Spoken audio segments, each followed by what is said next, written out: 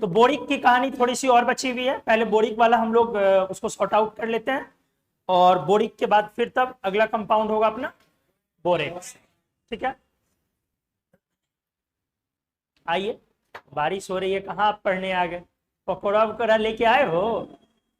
हाँ, अरे ऐसे आ गए बारिश में बिना पकौड़े के?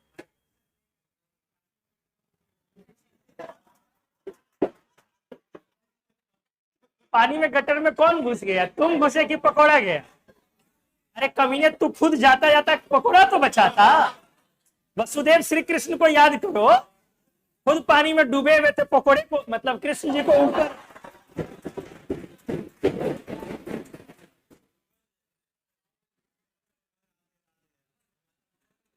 अच्छा, यही राधे राधे है?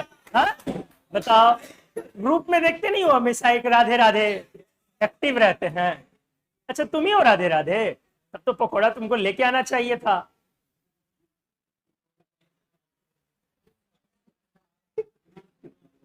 क्या? चलो, हाँ, बोरिक एसिड OH माइनस हाँ करता है। कैसे? तो पिछले क्लास में भैया वही तो एक्सप्लेन कर रहे थे कि जब उसका हाइड्रोलिसिस होता है, मतलब वाटर में उसको हम डालते हैं, तो वाटर में जाने के बाद आमतौर पे कोई भी OH वाले एसिड से H+ रिलीज होता है, लेकिन बोरिक एसिड में इलेक्ट्रॉन की डेफिशिएंसी है, इसलिए बजाय इस चीज के कि वो H+ रिलीज करे, ये वाटर में जाके जो नॉर्मल एसिड का प्रोसेस है वो क्या है, एक्सो H कोई अगर एसिड है तो इस बॉन्ड की पोलैरिटी से ज्यादा, सॉरी, इस बॉन्ड की पोलैरिटी ज्यादा है इस बॉन्ड की पोलैरिटी से, इसलिए इसमें आयोनिक कैरेक्टर ज्यादा होता है, तो ये बॉन्ड आयोनाइज हो जाता है। तो बोरिक एसिड में भी ये बातें लागू होती है, यहां पर है B और यहां है O और ये है H, 2.0, 3.5 और 2.1। तो ध्यान से देखिएगा, अब O जो अटैच है, O अटैच है अपने दोनों तरफ, एक तरफ अटैच है 1.5 EN डिफरेंस के साथ और एक तरफ अटैच है 1.4 EN डिफरेंस के साथ। तो यहां भी BO बॉन्ड, यहां BO बॉन्ड और OH बॉन्ड दोनों की इलेक्ट्रोनेगेटिविटी का डिफरेंस क्या है, डिफरेंस क्लोज है ना? तो ये जो H+ इसके पास देने का ऑप्शन था दूसरे एसिड की तुलना में, ये ऑप्शन इसका थोड़ा सा कम है, इसके पास ये फिजिबिलिटी कम है। H+ देने की फिजिबिलिटी है, कोई दो राय नहीं है, OH है तो देंगे, बट सिर्फ ये नहीं था ना कि OH है तो हम H+ दे दें, उसके पीछे का कॉन्सेप्ट क्या था आप याद करें, हमने कराया हुआ है। कोई एक्सो H एसिड अपना H+ क्यों देता था, याद करें, क्यों देता था कोई भी अपना H+? क्योंकि यहां पर आयोनिक कैरेक्टर इसमें ज्यादा होता था, नहीं, या यूं कह लो EN डिफरेंस एक्सो से काफी ज्यादा होता था, किसका, EN डिफरेंस OH का, तो इसीलिए OH बॉन्ड गेट्स आयोनाइज्ड, यही ना कॉन्सेप्ट था। बट यहां पे क्या हो जा रहा है लोग, यहां EN डिफरेंस BO बॉन्ड का और OH बॉन्ड का ऑलमोस्ट सेम है, ऑलमोस्ट सिमिलर EN डिफरेंसेज हैं, इस वजह से यहां पर चांसेज, प्रोबेबिलिटी है, लेकिन वो प्रोबेबिलिटी थर्मोडायनेमिकली फिजिबल नहीं है, वो दोनों पर अप्लाइड है। अब दोनों पर अप्लाइड है तो क्या हम ऐसा कर दें कि दोनों को एम्फोटेरिक बोल दें, H3PO3 को एम्फोटेरिक बोल दें? ये भी अपन नहीं कर सकते, इसको बिल्कुल एम्फोटेरिक नहीं कह सकते, क्योंकि एम्फोटेरिक का हमने बोला था ये एम्फोटेरिक नहीं होता है कि ये बॉन्ड भी आयोनाइज हो जाए और वो बॉन्ड भी आयोनाइज हो जाए। क्या कोई भी ऐसा एम्फोटेरिक सब्सटेंस आपने पढ़ा, ऐसा हुआ है कि उसका ये वाला बॉन्ड आयोनाइज हो जाए और ये भी आयोनाइज हो जाए? ऐसा नहीं होता। एम्फोटेरिक सब्सटेंस एल्कलाइन हाइड्रोलिसिस में जाता था, याद करें हमने करवाया है, AlOH3 NaOH से रिएक्ट करके NaAlOH4 बनाता था, ZnOH2 NaOH से रिएक्ट करके Na2ZnOH4 बनाता था। हाँ, एम्फोटेरिक सब्सटेंस होता था पूरा का पूरा। तो एनीवेज, तो बोरिक एसिड के पास जब हमने इसको वाटर में डाला है तो हमने ये पढ़ा है कि ये H+ रिलीज करने वाला एसिड नहीं है, इसीलिए हमने पहला पॉइंट क्या लिखा कि वाटर में जाकर के ये H+ नहीं देगा, और H प्लस देने के बाद क्या बन जाना चाहिए था बाकी, ऐसा 3H प्लस और BO3 ट्रिपल माइनस ना। क्या ये ऐसा होगा या नहीं? नहीं, उल्टा वाटर से क्या करेगा ये, क्योंकि इसके पास इलेक्ट्रॉन की डेफिशिएंसी है और बोरॉन के पास आपका वैकेंट और वाइटल था ना, तो इसके वैकेंट और वाइटल में ये लोन पेयर को क्या कर दे रहा है, ट्रांसफर कर रहा है, और यहां से इस तरह से एक इक्विलिब्रियम लेते हुए ये क्या तैयार करता है, BOH होल 4 माइनस। तो हम लोगों ने इस तरह से ये पढ़ा था कि ये जो बोरिक एसिड है इसके बारे में हमने पढ़ा, शुरुआत होती है कि ये लुईस एसिड, किस बात से शुरुआत होती है, और जब कोई लुईस बेस अपना पेयर ऑफ इलेक्ट्रॉन लेके आ रहा है तो ये अपने बैक बॉन्डिंग को वापस करता।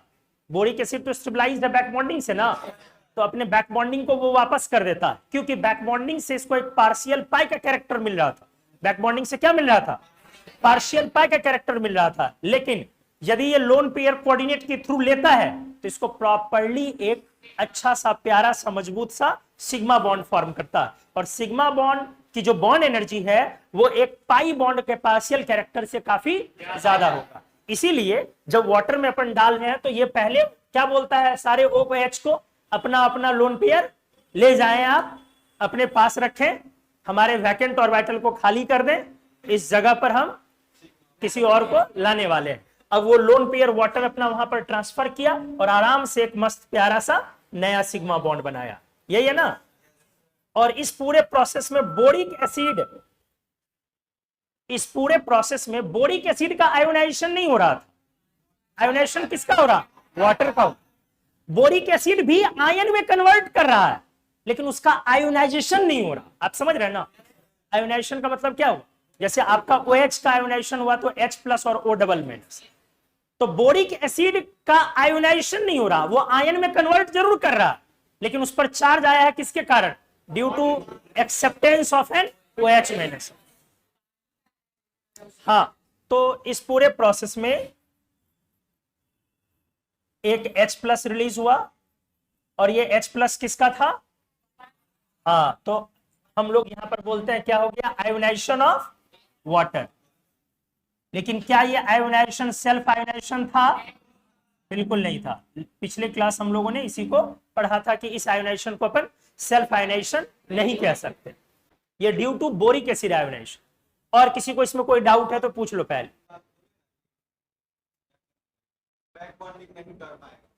बैक बॉन्डिंग वाले को, हाँ, और वाइटल वो अपना पेयर भेज देगा, उसको आप ले जाइए। हाँ, क्योंकि बैक डोनेशन के कारण क्या बना रहा हो, वो भी कौन सा पाई, पार्शियल पाई कैरेक्टर ला रहा। और यदि हम लोन पेयर वैकेंट और वाइटल में लेंगे तो क्या बनेगा, तो किस केस में बॉन्ड ज्यादा स्ट्रॉन्ग फॉर्म करेगा, सिग्मा वाले केस में ज्यादा स्ट्रॉन्ग, इसीलिए वो बैक बॉन्डिंग वाले को लौटा देगा।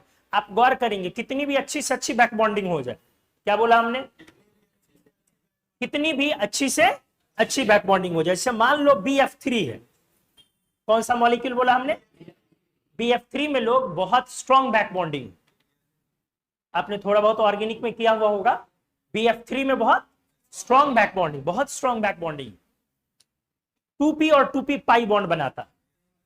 लेकिन उतने स्ट्रॉन्ग बैक बॉन्डिंग को भी वापस होना पड़ेगा जब कोई अच्छा लुईस बेस वहां अटैक करेगा। अगर अमोनिया अटैक कर दे तो पेयर ऑफ इलेक्ट्रॉन फ्लोरीन को अपना वापस ले जाना पड़ेगा और बोरॉन के वैकेंट और वाइटल में अमोनिया कोऑर्डिनेट कर देगा अपना पेयर ऑफ इलेक्ट्रॉन्स और नया एडक्ट बन जाए।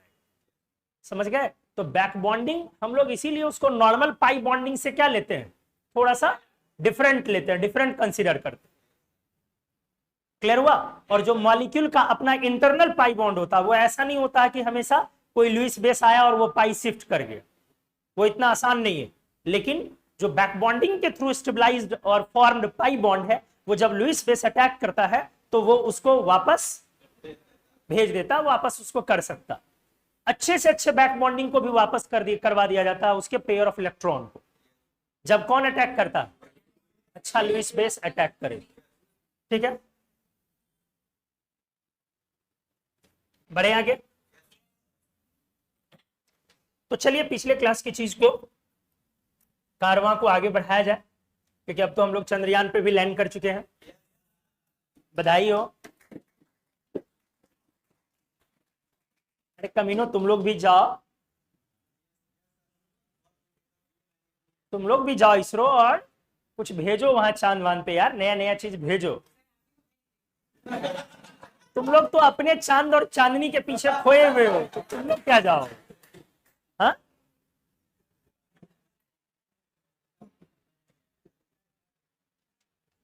अपना अपना भेजो यार कोई।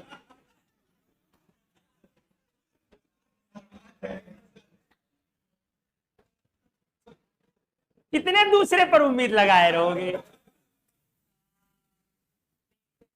अच्छा देखो, चलो आ जाओ। अब ये जो रिएक्शन है हमने किया है H3BO3 और BOH3 प्लस, अगर OH माइनस ले लिया जाए, डायरेक्ट क्या लिया जाए, या NaOH बोल लो, तो अब ये सीधा सीधा क्या करेगा, ये पेयर ऑफ इलेक्ट्रॉन अटैक कर देगा। अब आराम से समझे, क्या इस रिएक्शन को अपन एसिड बेस न्यूट्रलाइजेशन रिएक्शन कह सकते हैं? नहीं कह सकते हैं ना, बिल्कुल नहीं कह सकते। इस रिएक्शन को हम लोग एसिड बेस न्यूट्रलाइजेशन रिएक्शन नहीं कह सकते। ठीक है, तो अब जब ये NaOH जाएगा तो यहां पर ये एक इक्विलिब्रियम क्रिएट करते हुए क्या तैयार करेगा, BOH होल 4 माइनस और Na प्लस। इस रिएक्शन को दोस्त बोलते क्या, हम लोग आराम से सीखिए, क्या बोलते हैं, एल्केलाइन हाइड्रोलिसिस। हाइड्रोलिसिस में वाटर से रिएक्शन होता है, वाटर अपना न्यूक्लियोफिलिक अटैक करवाता है, पेयर ऑफ इलेक्ट्रॉन देता है, लेकिन एल्केलाइन हाइड्रोलिसिस जब बोलते हैं तो कोई बेस अपना OH माइनस से पेयर ऑफ इलेक्ट्रॉन ट्रांसफर करता है, यही पॉइंट है। तो एल्केलाइन हाइड्रोलिसिस हमने पहले किया हुआ। अब जरा सोचे, ये वाला इक्विलिब्रियम साइन क्यों है? वाटर के साथ तो समझ में आता, लेकिन बेस के साथ भी ये इक्विलिब्रियम साइन क्यों है? क्या रीजन है? उसका रीजन है कि ये जो हमारा एसिड है वो काफी क्या है, वीक एसिड, काफी वीक एसिड। बोरिक एसिड बहुत ही अच्छा डिसइंफेक्टेंट कह सकते हैं, एंटीसेप्टिक भी कह सकते हैं, डिसइंफेक्टेंट से ज्यादा अच्छा वर्ड है इसके लिए, एंटीसेप्टिक नेचर का होता है। हम लोग बोरो प्लस बोरोलिन वगैरह इस्तेमाल करते हैं, इसी का ऑक्साइड उसमें काफी कम अमाउंट में 1% या 1% से 2% के बीच में वो रहता है आपकी क्रीम में, और जो आपकी स्किन को, बर्न को, कट को हील करता है ना। तो बोरिक एसिड ये काफी वीक एसिड, बहुत वीक एसिड है बोरिक एसिड। तो आप हमेशा एसिड बेस का रिएक्शन जब भी कराते हैं, आपने कराया है, जब HCl प्लस NaOH का रिएक्शन कराते हो तो बेस एसिड स्ट्रॉन्ग एसिड, तो आप इसको इक्विलिब्रियम नहीं लेते हैं। लेकिन अगर आप यहां पर एक वीक एसिड उठा ले, इसके जगह H2S प्लस NaOH ले ले, तो क्या अब आप इक्विलिब्रियम लेते हैं कि नहीं लेते? बिल्कुल इक्विलिब्रियम लेते हैं, होता है ना। तो आपका ये इक्विलिब्रियम नेचर क्यों अटेन करेगा, इसके वीक एसिड नेचर के कारण। तो आप यहां लिखेंगे, सो इक्विलिब्रियम गेट्स स्टेबलाइज्ड, सही है। तो इस तरह से कहानी यह है कि ये रिएक्शन इक्विलिब्रियम नेचर का है, मतलब रिएक्शन स्लो है या फास्ट है। हम इक्विलिब्रियम को फॉरवर्ड शिफ्ट करना चाहते हैं, इक्विलिब्रियम को फॉरवर्ड शिफ्ट करना चाहते हैं। तो क्या ऐड करें कि ये रिएक्शन फॉरवर्ड शिफ्ट कर जाए?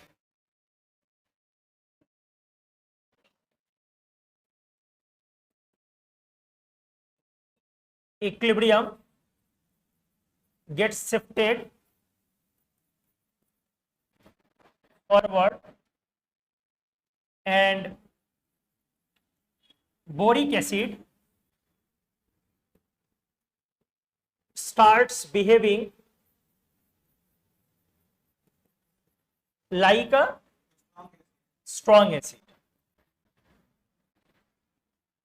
in presence of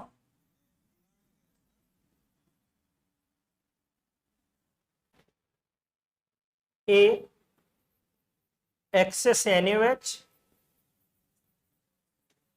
B excess boric acid,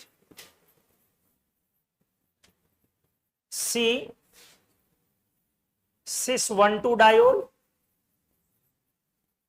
D trans 1,2 diol. ये क्वेश्चन था, हालांकि दो ऑप्शंस ध्यान नहीं है तो कुछ और हमने डाल दिया। ये क्वेश्चन आईआईटी का 2006 का एक प्यारा सा क्वेश्चन है, बहुत बढ़िया क्वेश्चन, जो दोबारा आईआईटी फिर कभी उस चीज को पूछा ही नहीं, एक बार पूछ के फिर समाप्त। एक बार 2014 में नजर आया था क्वेश्चन, 14 या 15, आई थिंक 14 में, हाँ 2014 के आईआईटी में ही फिर से दोबारा नजर आया क्वेश्चन का। देखते हैं हम लोग क्या है। पहले ये तो equilibrium gets shifted forward and boric acid starts behaving like a strong acid, मतलब इस इक्विलिब्रियम को फॉरवर्ड शिफ्ट करना। वो कैसे शिफ्ट करेगा, ये क्वेश्चन हो गया आपका आईआईटी 2006 का। जितने भी नए क्वेश्चंस तैयार होते हैं सब पहले, मोस्टली क्वेश्चंस पहले नया पैटर्न या नई चीजें कौन लाता है, आईआईटी वाला लाता है, फिर दूसरे एग्जाम से उसको कॉपी करता, अपने तरीके से पूछना स्टार्ट करता। बहुत ही कम ऐसा देखने को मिलता है कि आप केमिस्ट्री में कोई नई चीज, नया कॉन्सेप्ट आपका पहली बार पूछा जा रहा है, और वो हालांकि जेईई मेन भी अब काफी इनोवेटिव क्वेश्चंस लाता है, काफी इनोवेटिव, हाँ खतरनाक, कई बार आईआईटी ने भी उस तरह का नहीं लाया है, लेकिन बाकी एग्जाम्स बहुत कम दिखता। जैसे आप नीट देते हैं तो नीट में कभी उस तरीके का नहीं देखा जाता, मोस्टली वो लगता है कि वो एकदम कॉपी कर लिया। इसलिए आप लोगों को एडवाइस करते हैं बार बार कि नीट वाले जो भी लोग होते हैं वो जेईई मेन के पूरे, जब से जेईई मेन स्टार्ट हुआ 2002 से, तब से लेकर के सारे पेपर आप सॉल्व कर ले केमिस्ट्री के, नीट वाले लोग। और जेईई एडवांस्ड के भी ऑब्जेक्टिव जो सिंगल करेक्ट वाले होते हैं वो कम से कम सॉल्व कर ले, आपका केमिस्ट्री की तो प्रॉब्लम आपकी एकदम सॉर्ट आउट हो जाएगी, नीट वाले लोगों को बोलते। ठीक है, आइए तो क्या होगा इसका आंसर, कुछ अंदाजा? NaOH एक्सेस डालने से कुछ नहीं होगा, कुछ नहीं होगा NaOH डालने से, क्योंकि वो जितना अमाउंट को रिएक्ट करना उतना ही अमाउंट रिएक्ट करेगा। हमें इक्विलिब्रियम को पूरा फॉरवर्ड शिफ्ट कर देना है, यूनिडायरेक्शनल बना देना है, और स्ट्रॉन्ग एसिड की तरह इस तरह से बिहेव कराना। जैसे स्ट्रॉन्ग एसिड में क्या होता है, बैकवर्ड रिएक्शन स्टॉप हो जाएगा, होगा ना? तो आप इसमें क्या रिएजेंट ऐड करेंगे कि ये रिएक्शन पूरा फॉरवर्ड जाएगा? आराम से सुनिए, आराम से सुने। यहां पर जो ये प्रोडक्ट है ना, ये जो बन रहा है ना, आप इस प्रोडक्ट को ही निकाल ले, कोई उपाय लगाए कि ये प्रोडक्ट को वहां से हम, तो अगर प्रोडक्ट निकाल लेंगे तो क्या होगा, रिएक्शन एलसी प्रिंसिपल आगे भागने लगेगा। हम प्रोडक्ट को निकालते चले जाए, निकालते चले जाए, निकालते चले जाए, रिएक्शन खुद ब खुद आगे की तरफ शिफ्ट करता चला जाएगा। तो कोई ऐसा रिएजेंट इस्तेमाल करना होगा जो हमारे प्रोडक्ट को कंज्यूम कर जाए। क्या कर जाए? प्रोडक्ट को ही कंज्यूम कर जाए। कुछ ऐसा हमें रिएजेंट इस्तेमाल करना होगा जो हमारे प्रोडक्ट को खा जाए। तो आइए ध्यान से, ध्यान से, एडिशन ऑफ सिस 1,2 डायोल, सिस, और भी बहुत सारी चीजें ले सकते हैं। क्या ले सकते हैं, इस पर धीरे धीरे और हम लोग यहां पर चर्चा करें। अभी कॉमा डाल के हमने छोड़ दिया, ठीक है, ताकि आप भी दिमाग लगा सकें कि अभी एक आया एग्जाम में और कुछ आएगा आगे, तो हम कैसे हम रिकॉग्नाइज करें। तो चलो हमने छोड़ दिया, अब यहां पे करवा के देखा जाए। ये करेगा क्या, हमारे ये जो BOH होल 4 माइनस प्रोडक्ट था,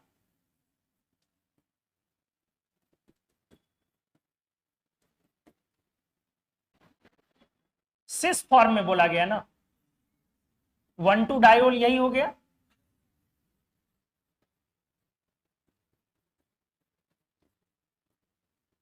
ये क्या करेगा, हमारे यहां से कितने H2O को हटाएगा,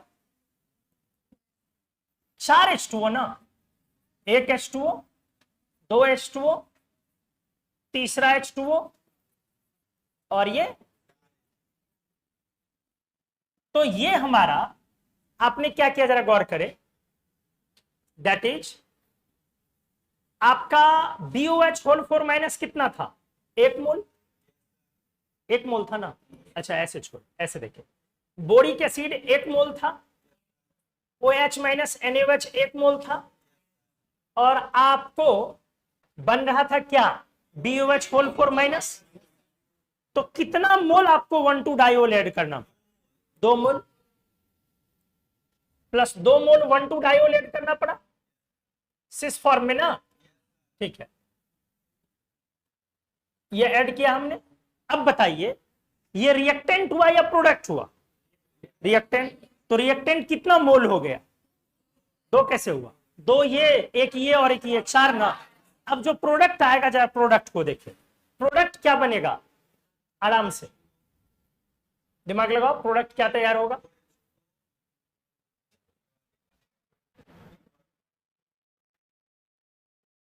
क्या बनेगा, अंदाजा लगाओ।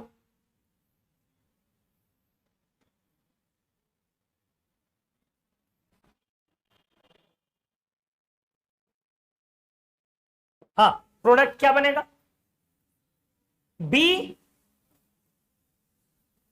और यहां रिंग होगा, O C double bond C, बोलो, फिर यहां क्या हो जाएगा, O आएगा। इसी तरीके से यहां O C double bond C O आया समझ में, और इस पर क्या आएगा, एक माइनस ना, एक माइनस स्टेबलाइज करेगा Na प्लस यहां, और कितना मोल वाटर बाहर निकलेगा। अब आपको समझ में आया, रिएक्ट यहां से ये, यही ना चिलेटेड प्रोडक्ट हो गया।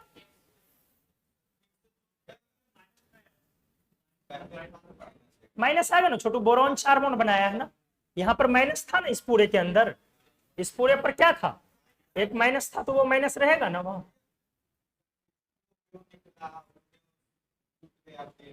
डिहाइड्रेशन हुआ, डिहाइड्रेशन हुआ, तो 4 मोल इस तरह से वाटर निकला। अब आप ये देखिए कि रिएक्टेंट आपके पास कितने मोल था, कितने मोल रिएक्टेंट था, 4 मोल। तो यहां से यहां आइए, 4 मोल कितने मोल में कन्वर्ट किया, 4 प्लस 1 5 मोल्स ना। तो अब आपको क्या दिखा, इस पूरे प्रोसेस में एंट्रोपी चेंज बढ़ा या घटा, बढ़ा। एंट्रोपी चेंज बढ़ा या घटा, बढ़ गया। और एंट्रोपी चेंज बढ़ा तो डेल्टा जी घट जाएगा। तो रिएक्शन कैसा हो जाएगा, फॉरवर्ड शिफ्टिंग। और जैसे रिएक्शन फॉरवर्ड शिफ्ट करेगा, ये इक्विलिब्रियम नेचर हटेगा, तो अब हम लोग boric acid is called strong acid. लेकिन इन प्रेजेंस ऑफ ये ना, तो अभी चलो यही होगा ना, उसके प्रेजेंस में ना, ऐसे नहीं ना हुआ, ये इसके प्रेजेंस में स्ट्रॉन्ग एसिड। तो हमने लिखा कि एडिशन ऑफ सिस 1,2 डाई। अब जरा सोचिए, ये चिलेशन हुआ ना, चिलेशन बोलते रिंग बनने पर। हमने आपको कई बार समझाया, जब भी कोई रिएक्शन में, किसी चेंज में, केमिकल चेंज में अगर रिंग बनता हो, चिलेशन होता हो, तो वो थर्मोडायनेमिकली काफी फिजिबल होता, फेवरेबल होता, वो प्रोसेस इजी हो जाता। तो अब अंदाजा लगाइए, हम सिस 1,2 डायोल को अपन रिप्लेस कर सकते हैं किस चीज,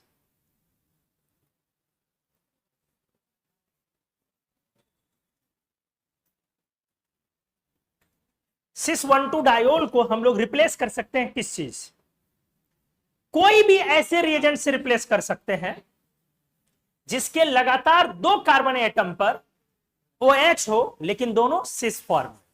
यही अगर ट्रांस 1,2 डायोल होता तो ये चीज नहीं, ये चीज नहीं था पॉसिबल, नहीं होता चिलेशन। और चिलेटेड प्रोडक्ट होने के कारण ही एक्स्ट्रा वाटर आया, और वाटर आने से एंट्रोपी चेंज अपना बढ़ा, और रिएक्शन प्रोग्रेस आगे गया डेल्टा जी घटने के कारण। इसीलिए हम यहां पर सिस 1,2 डायोल के जगह पर क्या क्या अपन रख सकते हैं, कोई भी ऐसा प्रोडक्ट, रिएजेंट, जिसके लगातार 2 कंसेक्यूटिव कार्बन एटम पर, एडजेसेंट कार्बन एटम पर OH हो, और वो दोनों किस फॉर्म में हो, सिस फॉर्म में। जैसे glycerine, glycerol, ethyl glycol, ethylene glycol जिसको बोलते हैं। तो वहां पे दो लगातार OH है, दो लगातार कार्बन पर नहीं ना। शुगर ले सकते हैं, शुगर में लगातार होता है। मैनिटॉल ऐसा प्रोडक्ट है। तो ऐसे बहुत सारी चीजें हम लोग ले सकते हैं। आप जब मॉरिसन बॉयड की किताब पढ़ेंगे, अभी तो पेज नंबर कुछ हम मिस भी कर रहे हैं, 500 समथिंग है, उसमें इस रिएक्शन को वहां पे इस्तेमाल किया गया और उसने साफ साफ मेंशन किया है नीचे कि आप इस प्रोसेस के लिए इथिलीन ग्लाइकोल का इस्तेमाल नहीं कर सकते। इस प्रोसेस के लिए इथिलीन ग्लाइकोल का इस्तेमाल, मॉरिसन बॉयड ऑर्गेनिक की किताब है, तो उसमें साफ साफ उसने मेंशन कर रखा, मेरा खुद का देखा हुआ है, वो 500 समथिंग है, 550 74 ऐसा करके कुछ है पेज नंबर। तो उसमें नीचे एकदम साफ साफ लिखा हुआ कि आप इथिलीन ग्लाइकोल का इस्तेमाल इस प्रोसेस के लिए नहीं करते। हालांकि वो रिएक्शन ऑर्गेनिक में इस्तेमाल नहीं होता, हम लोग इनऑर्गेनिक में उसको यूज करते हैं। लेकिन सवाल है कि हम लोगों के एनसीईआरटी में तो ऐसा कुछ दिया नहीं है। उसने सिर्फ क्या दिया है, उसने सिर्फ ये एक रिएक्शन करा के काम को छोड़ दिया। अब उस पर अपन क्या कॉन्सेप्ट लगा सकते हैं, जैसे पिछले दिन B2H6 वाला हम लोगों ने रिएक्शन किया, तो एनसीईआरटी ने सिर्फ अमोनिया दे दिया या फिर उस पर 3 मिथाइल लगा दिया, बीच वाला तो कुछ नहीं दिया। अब आपको दिमाग लगाना है। आईटी यही कहती है कि हम सिलेबस बता रहे हैं, दिमाग लगाने की पूरी आजादी है कि हम दिमाग लगा के आपसे कुछ भी पूछ सकते हैं। ठीक है। तो 2014 में 2014 के जेईई एडवांस के पेपर में अब क्वेश्चन यही था, सेम यही क्वेश्चन। अब उस बार रिएजेंट हम क्या इस्तेमाल कर सकते हैं, और ऑप्शन में आपके पास उस बार इथिलीन ग्लाइकोल था। नहीं, ये पॉइंट नहीं है, उसके साथ एक नेचर है, वो नहीं होता। कोई कोई रिएजेंट कहीं कहीं पे सुटेबल नहीं होता, उसका कोई स्पेसिफिक रीजन हम नहीं दे सकते। तो इथिलीन ग्लाइकोल आप अच्छी बुक पढ़ेंगे तो आपको यह दिखेगा कि इथिलीन ग्लाइकोल को छोड़ा जाता है। लेकिन आपके पास अगर इथिलीन ग्लाइकोल के बाद दूसरा ऑप्शन ऐसा रहे, तब ना आप उसको छोड़ देंगे। अगर दूसरा ऑप्शन उस तरीके का मौजूद नहीं है तो क्या करेंगे, लड़ तो जाएंगे नहीं, हा? धरने पर तो बैठ नहीं जाएंगे दामाद जी की तरह, जब तक फ्रीज मिलेगा नहीं रसगुल्ला खाएंगे नहीं। नहीं हो सकता है ना, आपको सॉल्व करना है। तो आप उस केस में अगर इथिलीन ग्लाइकोल है ऑप्शन में कि हम कौन सा रिएजेंट यहां इस्तेमाल करें रिएक्शन को फॉरवर्ड शिफ्ट करने के लिए, और इथिलीन ग्लाइकोल ऑप्शन में है और साथ में शुगर है, मैनिटॉल है, ग्लिसरॉल है, सिस 1,2 डायोल है, तो आप दूसरे को ले लें, इथिलीन ग्लाइकोल को छोड़ दें। लेकिन अगर दूसरा उस तरीके का है ही नहीं, प्रोडक्ट ही नहीं, उसके पास OH है ही नहीं, या वो है भी तो सिस नहीं ट्रांसफॉर्म में, तब आपकी मजबूरी, आपको क्या चूज करना पड़ेगा, इथिलीन ग्लाइकोल लेना पड़ेगा। 2014 का जेईई का यही क्वेश्चन। क्या छोटू,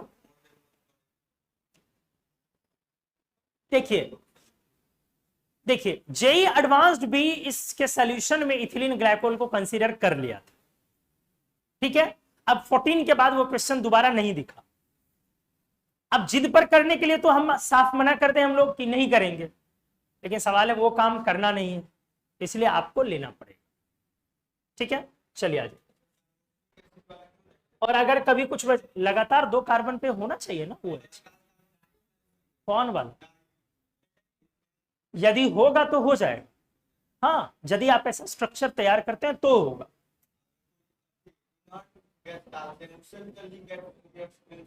इनर्ट गैस डालने से रिएक्शन फॉरवर्ड डायरेक्शन में थोड़ी चले जाएगा, कैसे जाएगा।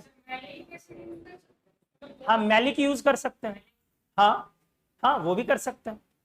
इनर्ट गैस से आगे थोड़ी चले जाएगा ये रिएक्शन, बिल्कुल जाता है, आगे भी जाता है, कभी कभी बैकवर्ड भी शिफ्ट करता है। वो रिएक्शन का नेचर होता है, वो मीडियम होता है, होमोजेनस भी होना चाहिए एक नेचर। ये नेचर उस तरीके का नहीं है। आइए तो हम लोग लिख लेते हैं यहां पर, क्या लिखे, सो इंस्टेड ऑफ, किसके बदले में, cis 1,2 diol, we can use any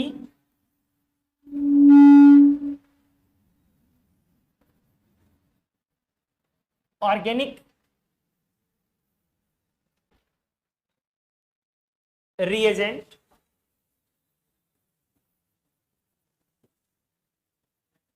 which having OH groups at adjacent carbon atoms किस फॉर्म में, in cis form, like glycerol, sugar, mannitol, mannitol लगातार 10 कार्बन एटम पर OH होता है, वगैरह वगैरह। लेकिन एक चीज बस हमने लिख के काट दिया, इथिलीन ग्लाइकोल। लेकिन फिर भी आपको एक इलस्ट्रेशन है कि आप इसको ऑप्शन के हिसाब से देखते हुए ले सकते हैं। ठीक है, चलिए आइए।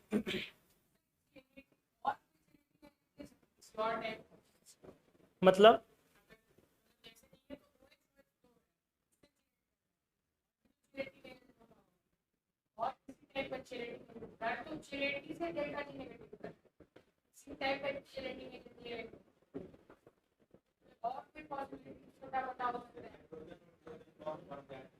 H बॉन्ड जिससे तैयार हो जाए,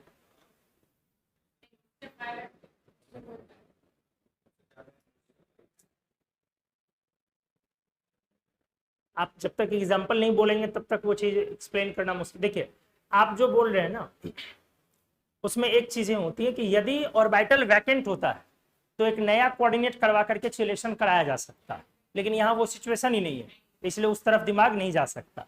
जैसे अगर ऐसा होता कि बोरॉन का दो ऑर्बिटल कम से कम वैकेंट, कोई ऐसा मॉलिक्यूल आता कि एक तरफ से इधर से लोन पेयर देता और एक तरफ से इधर देता, तो फिर एक चिलेशन क्रिएट हो सकता था। तो यहाँ पर चिलेशन जो हो रहा है वो वाया डिहाइड्रेशन हो रहा है, वाटर को हटा करके तब जाकर के चिलेशन वो क्रिएट हो रहा है। बाकी डिहाइड्रेटिंग एजेंट इस तरह से चिलेशन नहीं करेगा ना। ठीक है, आइए, तो ये बोरिक एसिड वाला ये मामला क्लियर हो गया अच्छे से। ठीक है, तो बोरिक एसिड फाइनली हमारा वीक लुईस मोनोबेसिक एसिड है जो नॉन प्रोटॉनिक है, और ये एसिड इसलिए है क्योंकि ये H+ देता नहीं, वो H- देता। आप सिमिलरली यहां पर आगे से दूसरे के लिए भी ऐसे इस्तेमाल करेंगे, ये सबको एल्कलाइन हाइड्रोलिसिस ही कहा जाएगा। AlOH3 प्लस NaOH आपने किया हुआ है, ये सब इक्विलिब्रियम नेचर का रिएक्शन लिखेंगे। NaAlOH4 पढ़े हो ना, BOH2 प्लस NaOH क्या हो जाएगा, Na2BOH4 ना, कोऑर्डिनेशन नंबर 4 पर ना पहुंचेगा। फिर अगर SnOH4 है तो बोलो कोऑर्डिनेशन नंबर कितने पे पहुंचेगा इस बार, 6 पे ना, तो क्या हो जाएगा Na2SnOH6 किए हुए हो। अगर रहे PbOH2 प्लस NaOH क्या होगा, Na2PbOH4 ना, 6 नहीं 4, यहां 2 है ना, तो इस तरह से जाएगा। बोरिक एसिड को बहुत सारे लोग एम्फोटेरिक कैरेक्टर का मान लेते, नहीं समझे।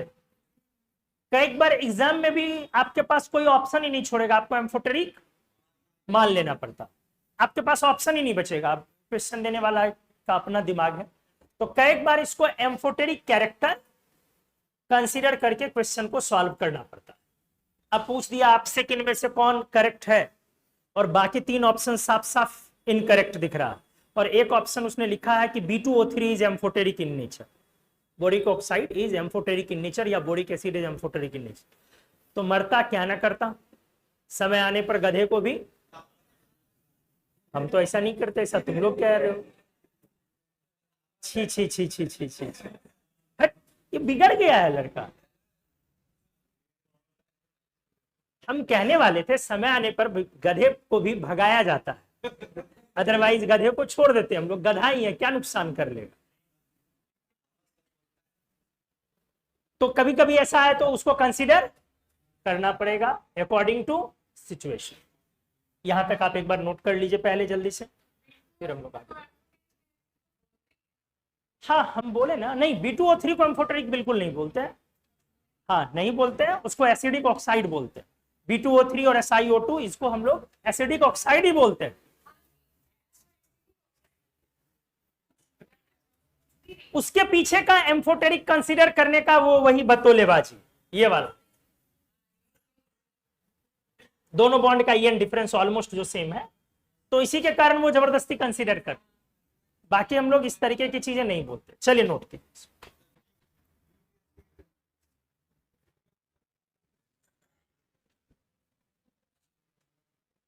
क्लियर हो गया? किसी को कोई डाउट नहीं है इसमें?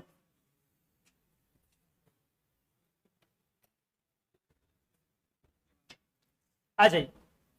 तो बोरिक एसिड का मामला समाप्त। नीचे जो रिएक्शन लिखा था उसमें भी सिमिलरिटी वैसी सिमिलरिटी मेजर डाल दिया। आइए, तो आप एक दो पॉइंट बस फिर से बता दीजिए बोरिक एसिड के बारे में। कैसा सॉलिड है, कलर क्या है? वाइट ना, वाइट क्रिस्टलाइन सॉलिड है, एमॉर्फस नहीं है ना। पानी में सॉल्युबल या इनसॉल्युबल? बहुत कम soluble, partially soluble. Hot water में बहुत अच्छे से soluble, partially soluble but highly soluble in. ये आराम से आपको मेडिकल शॉप पे मिल जाता है। आप इसको लगाना भी चाहिए हम लोगों को, क्योंकि एंटीसेप्टिक भी है और घमौड़ियां वगैरह इससे खत्म हो जाती हैं। तो साल में 2 बार 3 बार इसको लगाना भी चाहिए। आप लगा करके, और उसको जब भी आपको नहाना पड़ेगा तो वापस गर्म पानी से, ताकि वो पूरा वॉश आउट हो जाए, नहीं तो आपके पोर्स में जाके अटक सकता है। उससे कोई नुकसान नहीं है, लेकिन हाँ गर्म पानी से इसको, क्योंकि हॉट वाटर में क्या है, पूरे तरीके से सॉल्युबल। इसके बाद और एक दो पॉइंट और लिखिए। सब चीज तो कर ही चुके हैं, फिर भी लेयर्ड स्ट्रक्चर है इसका, है ना। एसिड प्रॉपर्टी के बारे में बहुत सारी बात हम लोग ऑलरेडी पढ़ ही चुके हैं। और जो एक दो पॉइंट छूटा हुआ, हाँ इसको बनाया कैसे जाएगा, इसका प्रिपरेशन। देखिए सबसे इंपॉर्टेंट प्रिपरेशन है, सबसे इंपॉर्टेंट हाइड्रोलिसिस ऑफ बोरेक्स, जो आगे पढ़ेंगे भैया। जस्ट एक टॉपिक कौन सा बच गया, बोरेक्स ही ना। तो एसिड हाइड्रोलिसिस ऑफ बोरेक्स, ये आप अभी आएगा। तो ये वाला तो आप छोड़ दीजिए, लेकिन इसका general preparation can be prepared by various reactions. Boron के बहुत सारे रिएक्शंस में ये बना, याद है? हाँ हाइड्रोलिसिस कर दें, ऑक्सीजन से भी रिएक्ट करवा सकते हैं। आइए बहुत बढ़िया। देखिए जैसे याद कीजिए आप, B2H6 प्लस O2 करवाया इससे, तो क्या बना था? Direct exothermic, endothermic? काफी एक्सोथर्मिक होता है। वाटर वाला तो और भयंकर होता है। और ये वाला कितना होता है आप अंदाजा लगाइए। इसका जो डेल्टा H है -1976 किलो जूल पर मोल। आपको याद होगा फ्लोरीन वाटर से रिएक्ट किया था तो बहुत हाईली एक्सोथर्मिक था, लेकिन तब भी वो 10⁻² के ऑर्डर में था, ये 10⁻³ के ऑर्डर में। तो ये बहुत ज्यादा है, ये एक्सट्रीमली एक्सोथर्मिक है।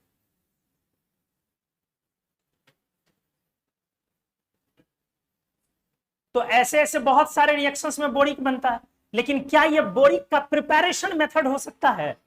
इतना एक्सोथर्मिक रिएक्शन, इतना ह्यूज अमाउंट ऑफ हीट जिसमें लिबरेट हो, तो ऐसे रिएक्शंस कभी भी प्रिपरेशन के लिए इस्तेमाल नहीं हो सकते हैं। आप समझ रहे ना?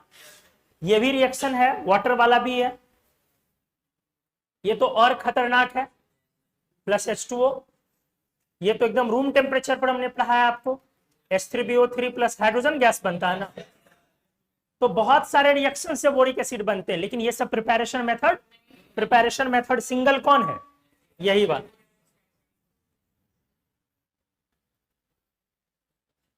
यही हमारा सिर्फ क्या है, प्रिपरेशन। तो इस तरह से हमारा बोरिक कंप्लीट हो गया। चलिए अगले पे अपन चलते हैं, किस पर, बोरेक्स। फॉर्मूला इज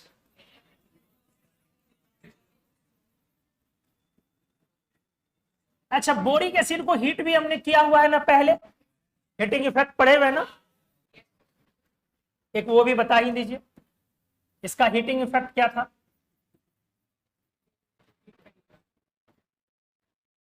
बताओ, पहले बोरिक को हीट किया आपने, पहले मेटाबोरेट, फिर टेट्राबोरेट, टेट्राबोरेट हाँ, पायरोबोरेट भी कह सकते हैं, मेटाबोरिक एसिड। तो पहले HBO2 मेटाबोरिक, मेटाबोरिक ना, फिर उसके बाद H2B4O7 टेट्राबोरिक ना, और ज्यादा हीट करने पर, हाँ रेड हॉट पे जाने पे B2O3 एनहाइड्राइड ना, तो हीटिंग इफेक्ट था उसका, करवाए हुए ना 100, 180 और रेडनेस। चलिए तो बोरेक्स पे आ जाते हैं। बोरेक्स का भी स्ट्रक्चर हमने डिस्कस किया हुआ है, बोरेक्स एक्चुअल फॉर्म इसका tetra nuclear form actual form है।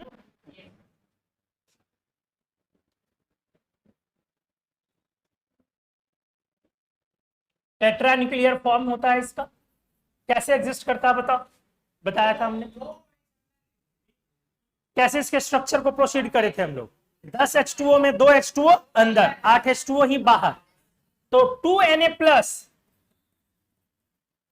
और B4O7 और 2 H2O अंदर है, ये है ना, और इस पर कितना माइनस और कितना H2O बाहर, और इसको अच्छे से सजा के लिखो। अब याद करो कैसे हुआ, हमने क्या करवाया, 4 हाइड्रोजन 4 OH, तो पहले B4 और OH कितना 4, क्योंकि H किसके साथ रहेगा, O के साथ, तो कितना OH है इसमें 4।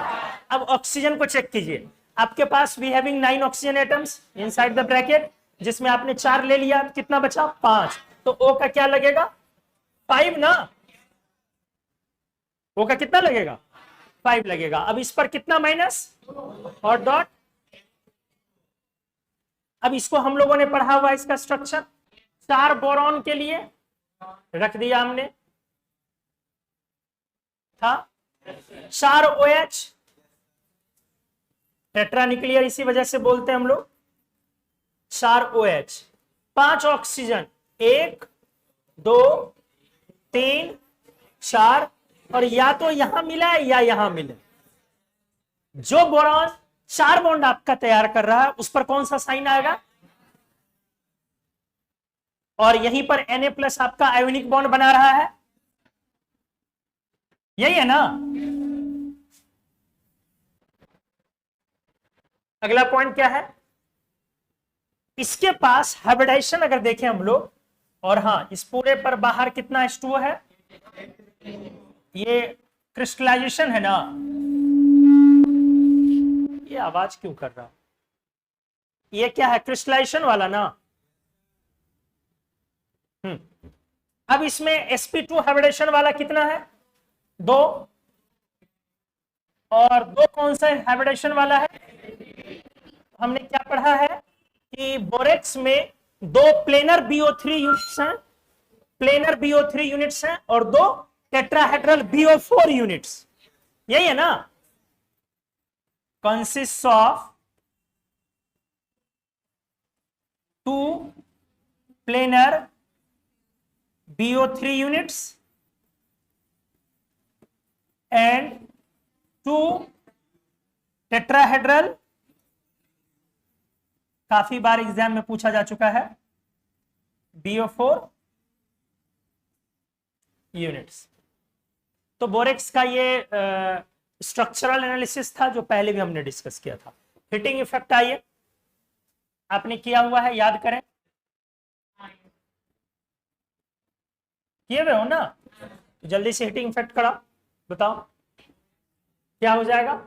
Na2B4O7.10 पहले जब इनिशियली हिट करोगे तो ये अपना वाटर लूज करेगा और इस प्रोसेस में स्वेलिंग नहीं, पूरा 10H2O लूज होगा इसका। हाँ, तो इस प्रोसेस में क्या हो जाएगी, स्वेलिंग। ये वाटर लूज करने के बाद स्वेल कर जाएगा।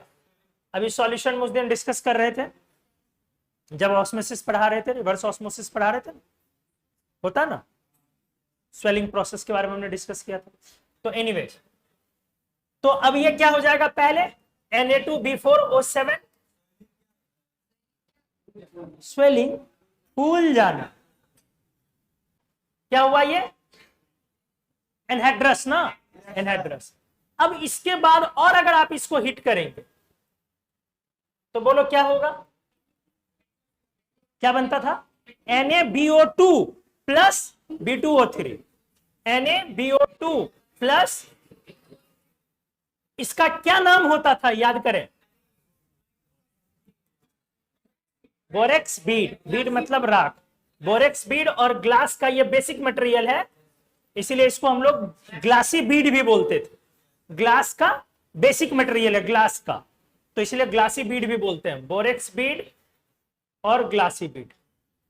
अब ये बताइए आप जल्दी से, इस बीड का इस्तेमाल किस चीज में होता था, ट्रांजिशन मेटल के डिटेक्शन में, जिसका मेटाबोरेट कलर्ड सॉल्ट होता था, याद आया। Borax bead is useful in the detection of, सब पढ़ाया हुआ है, detection of transition metal ions whose metabolic salts are colored। इसीलिए हमने करवाया भी था, जिंक 2+ के लिए डिटेक्शन में काम नहीं आएगा। जैसे एग्जांपल के तौर पे कॉपर, कोबाल्ट कुछ भी ले सकते हैं। जैसे मान लो अगर कॉपर का कोई सॉल्ट है, CuNO3 है आपके पास, ये आपका एक सैंपल सॉल्ट है, या कोबाल्ट ही ले लो ना, कोई दिक्कत नहीं है, ये एक सैंपल सॉल्ट है, और इसमें कंफर्म करना है कि क्या है, कोबाल्ट 2+। कंफर्म नहीं, अंदाजा लगाना है। तो सबसे पहले इसको हीट करके हम लोग इसके मेटेलिक रेसिड्यू में ले आते हैं, सॉरी रेसिड्यू में ले आते हैं, मेटेलिक नहीं बोलना चाहिए था, रेसिड्यू आ गया, प्लस NO2 प्लस O2 बाहर जाएगा, नाइट्रेट आपने पढ़ा हुआ। अब इसको हम किसके साथ मिला देंगे, बोरेक्स बीड के साथ। तो आमतौर पे हमने इसमें भी एक पॉइंट बताया था कि लोगों को कंफ्यूजन होता है कि इसमें एक रिएक्शन होता है, इसमें 2 रिएक्शन होता है। पहला रिएक्शन क्या होता है, B2O3 के साथ ये रिएक्ट करता है CO2 COO मेटल ऑक्साइड, क्योंकि ये क्या है, एसिडिक, और ये क्या है, बेसिक। और दूसरा रिएक्शन हमने क्या बोला, NaBO2 के साथ भी डायरेक्ट रिएक्ट करता है CO, और इन दोनों से ही मिला करके फाइनली आपका क्या आता, CO, कोबाल्ट लिया गया, COBO2 का होल 2 मेटाबोरेट ना। और ये जब फ्लेम आपका रहेगा, इसको फ्लेम में डाल देंगे हम लोग, तो ये ब्लू कलर का है। फिर हमने बोला था कि इसमें भी कलर 4 तरीके से डिफाइन होता है, ऑक्सीडाइजिंग फ्लेम, रेडिशिंग फ्लेम, कोल्ड और हॉट। लेकिन अब हम लोगों का सिलेबस मोदी जी की कृपा से काफी छोटी हो गई है, इसलिए अब हमें उतना नहीं पढ़ना होता है। आपको बोले थे 2 या 3 मेटल का आप कलर याद रखें मेटाबोरेट में, वो सफिशियंट है। एक, अच्छा लिस्ट देने वाले थे, नहीं मिला था, ठीक है चलिए वो लिस्ट आपको दे देंगे। 3 ही का आपको काफी ज्यादा यूज होगा, आप एक कॉपर के लिए, एक कोबाल्ट के लिए और एक क्रोमियम के लिए, बस इसी का आप याद कर लें। अगर तो अगर कभी आना होगा गलती से तो इसी 3 से आपका आ जाएगा, बाकी जनरल क्वेश्चंस आएंगे, इसका बीड का फॉर्मूला क्या, यही सब। तो बोरेक्स का हीटिंग इफेक्ट हमारा क्लियर है, ज्यादा इस पर फोकस नहीं होना है। आईआईटी के सिलेबस में पहले ये सब बहुत बड़ी चीजें हुआ करती थी, और यही सब के कारण इनऑर्गेनिक बड़ा बदनाम हुआ करता था उन दिनों। फिर धीरे धीरे बहुत सारा चीज ये सब हट गया, अब तो एकदम दूर दूर तक नजर नहीं आता। अब आपके एनसीईआरटी में भी देखिएगा तो एक कोबाल्ट ऑक्साइड, कॉपर भी शायद हटा दिया गया, कोबाल्ट वाला ही एग्जाम्पल पड़ा हुआ दिखे, काफी कुछ हट गया। चलिए नया वाला में नहीं, नए वाले एनसीईआरटी में तो चैप्टर ही हटा हुआ है। मोदी जी बहुत अच्छे आदमी। हाँ? हमारी जरूरत कम कर रहे हैं। अरे हाँ, ये वीडियो रिकॉर्डिंग हो रहा है, बच गए। कुछ बोले नहीं है ना, अभी तक नहीं बोले ना। हाँ ठीक।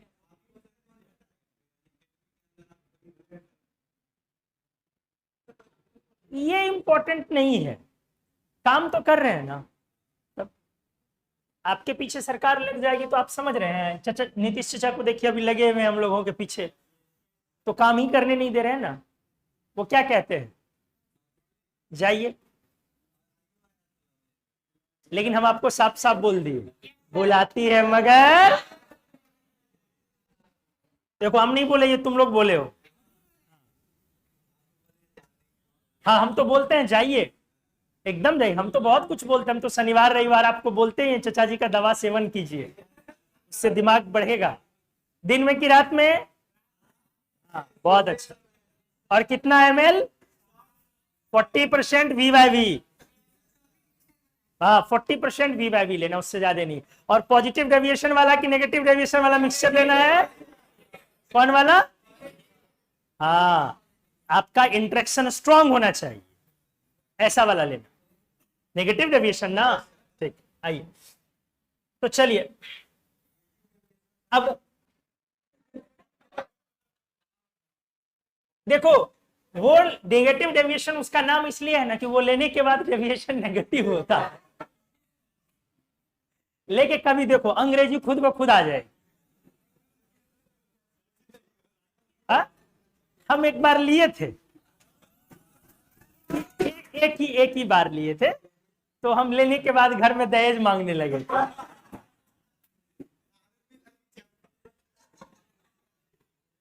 हर कुछ पब्लिकली थोड़ी ना बोल दिया जाएगा उसके बाद क्या हुआ था।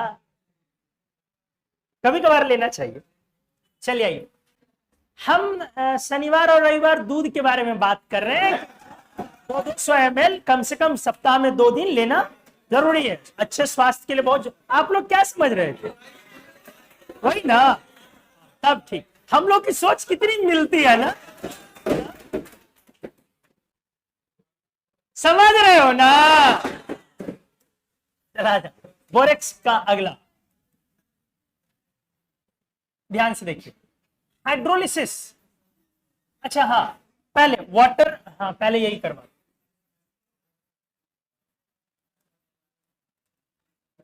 हाइड्रोलिसिस ऑफ बोरेक्स, ध्यान दो, ये काफी इंपॉर्टेंट। जब आप बोरेक्स को वाटर में डालेंगे, ध्यान से देखें, तो पहले ये बात देख लो कि ये सॉल्ट है स्ट्रॉन्ग एसिड का कि वीक एसिड का। आराम से पकड़िए। अच्छा, बेस कैसा? Strong base. और एसिड कैसा? Weak acid.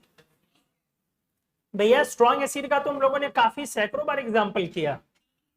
3 oxy 3 hydra normal use करते हैं। अगर सुपर एसिड इसको छोड़ दे और ट्रांजिशन मेटल के abnormal high oxidation state acid को छोड़ दे, +7 +6, तो हमारे पास स्ट्रॉन्ग एसिड में 3 ऑक्सी कौन कौन? HClO4, H2SO4, HNO3, 3 hydra, HI, HBr, HCl, यही ना? तो इसका जो एसिड है वो देखिए, वो टेट्राबोरिक वाला है। ध्यान से सुनिए, है ना टेट्राबोरिक वाला? तो आपका ये कैसा एसिड का सॉल्ट है? Weak acid. और इसीलिए ये सॉल्ट हाइड्रोलाइजेबल हो गया कि नहीं हुआ? कैसा हुआ? हाइड्रोलाइजेबल सॉल्ट, क्योंकि सॉल्युबल एल्कली मेटल का कंपाउंड है तो सॉल्युबल होगा ही। तो इसका क्या हो जाएगा? हाइड्रोलिसिस। तो हाइड्रोलिसिस जब भी अपन करवाते थे तो क्या बनता था? एसिड प्लस बेस बनेगा ना। तो इसका बेस क्या बन जाएगा? NaOH। आराम से आ जाओ। अब एसिड बनेगा आपके अकॉर्डिंग सर, अगर सिंपल सोचा जाए तो H2B4O7। लेकिन आराम से सोचो, ये सारा आया कहां से? बोरिक से ही ना। पहले वाटर लूज करके क्या आया था? मेटाबोरिक। और फिर वाटर लूज करके क्या आया था? बैलेंस करना पड़ेगा, टेट्राबोरिक। यही ना हुआ था? तो जब आपको सफिशिएंट अमाउंट ऑफ वाटर मिलेगा तो आप फाइनली किस में कन्वर्ट करेंगे? इसमें कन्वर्ट करेंगे, इसलिए इस रिएक्शन का प्रोडक्ट क्या हो जाएगा, और बोरिक बनाने का एसिड, अभी पिछले पेज में आपने डिस्कस किया हुआ है, बोरिक एसिड बनाने का प्रिपरेशन मेथड यही है। अब आइए यहां पे, है ना, ध्यान दें, ये पहले क्लियर हो गया कि क्यों हमने H2B4O7 नहीं लिखा, बोरिक लिखा, क्योंकि बोरिक ही वाटर लूज करके H2B4O7 पर पहुंचता है। क्लियर है? तो आ जाइए अच्छे से देखिए,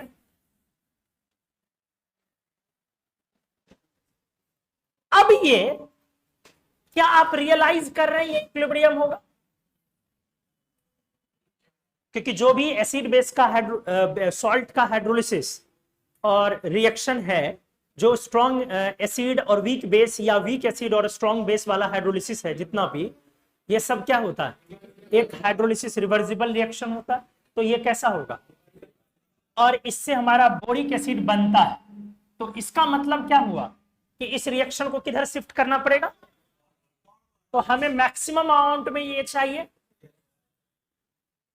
amount of H3BO3 can be obtained to maximum extent, अधिक से अधिक एक्सटेंट में इसको हम पा सकते हैं बाय शिफ्टिंग इक्विलिब्रियम किधर की तरफ, फॉरवर्ड के बैकवर्ड, फॉरवर्ड। हाँ, तो अब बताइए इक्विलिब्रियम को फॉरवर्ड कैसे शिफ्ट करें, NaOH क्या एसिड डाल, हाँ, ये जो प्रोडक्ट है इसको कंज्यूम कीजिए ना, खा जाइए। अगर ये निकालते जाइएगा तो रिएक्शन आगे भागते जाएगा।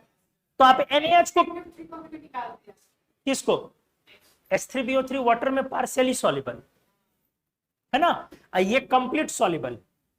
तो आप क्या करेंगे, ये कंप्लीट सॉल्युबल होने के कारण आप सॉल्यूशन को हटाते चले जाएंगे, तो ये आपका निकलते चले जाएगा। तो इसको अगर आप हटाते चले जाए तो अपने आप रिएक्शन किधर शिफ्ट कर जाएगा। तो NaOH को हटाने का सबसे इजी तरीका है, NaOH हमारा स्ट्रॉन्ग बेस है, एसिड डाल दें। अच्छा, एसिड कैसा डालें, स्ट्रॉन्ग डालें कि वीक डालें, वीक डालोगे तो फिर से बैकवर्ड भागने लगेगा, तो स्ट्रॉन्ग डालें, और कम डालें कि बहुत सारा डालें, कम डालें। क्यों कम डालेंगे, अगर आप ज्यादा डालेंगे तो आपका बोरिक एसिड भी उससे रिएक्ट करना शुरू कर देगा, क्योंकि हमने पढ़ा है to an extent this could be amphoteric, to an extent this could be amphoteric. आया समझ में?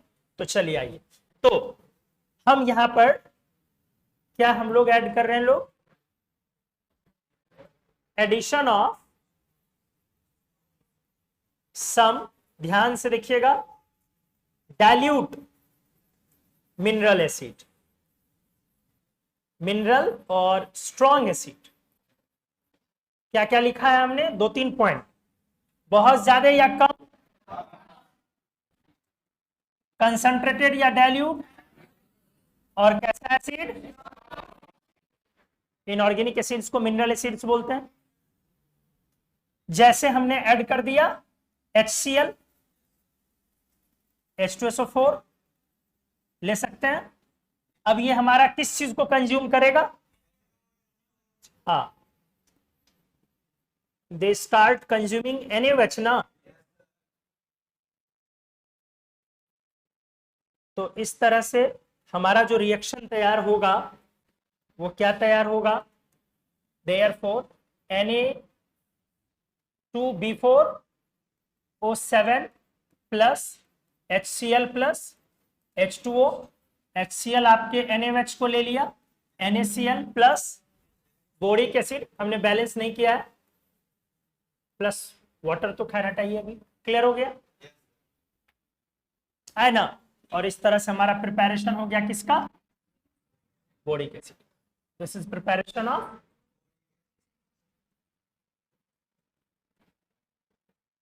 Boric acid. बोरेक्स का हिंदी क्या होता है, सुहाग, बहुत अच्छा। तो सुहागा से कोई कहावत सुने हो कभी, सोने पर सुहाग। बोरेक्स का हम लोग इस्तेमाल करते हैं 2-3 चीजों के लिए, हाँ, एक टैनिंग ऑफ लेदर के लिए भी इस्तेमाल होता है, क्लीनिंग, साफ करने के लिए चमड़े को, जानवर के चमड़े को क्लीन करने के लिए, टैनिंग करने के लिए।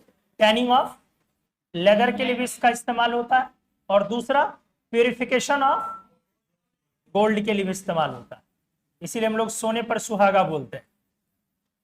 गोल्ड का आखिरी स्टेप में, गोल्ड को बहुत सारे स्टेप में हम लोग प्यूरिफाई करते हैं, और 24 कैरेट गोल्ड लाने के लिए आखिरी स्टेप में हम लोग बोरेक्स के थ्रू उसको प्यूरिफाई करते हैं, तब जो गोल्ड आता है हमारा वो पूरा प्योर गोल्ड आता है बोरेक्स डालने के बाद। इसलिए हम लोग इसको ऐसा बोलते हैं।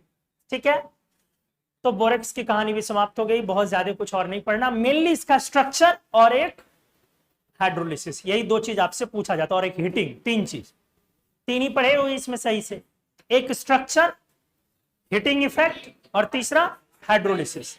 बोरिक एसिड में बहुत सारी चीजें पूछे जाने लायक, स्ट्रक्चर है, एसिड प्रॉपर्टी है, रिएक्शन को आगे करने के लिए उपाय क्या लग सकता है वो पूछा जा सकता है, हीटिंग इफेक्ट उसका पूछा जा सकता है,